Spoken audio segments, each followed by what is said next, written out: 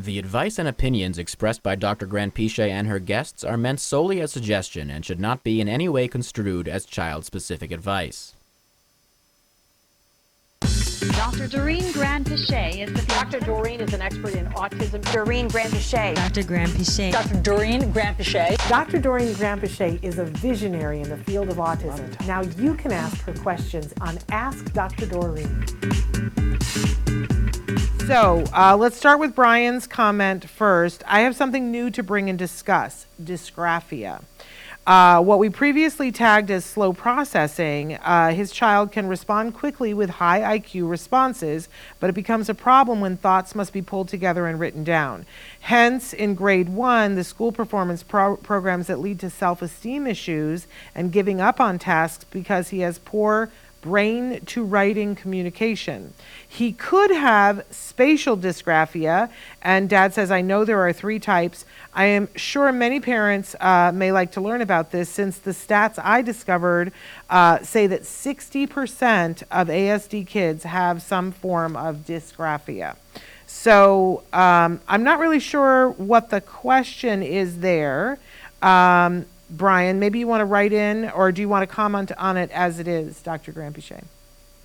No, it's fine. So, dysgraphia generally has to do with being able to express our thoughts in writing, in written form. And there are different types of dysgraphia, and I don't know exactly the statistics in terms of the correlation of dysgraphia to autism. I'm sure there's overlap. Just like there is with dyslexia, with aphasia, with ADHD, and so on and so forth.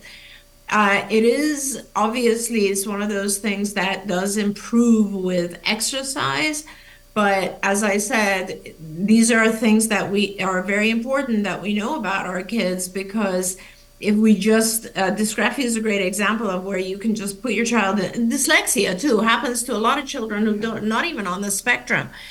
You go to school and you just fall behind because your brain is having a difficult time processing information, right?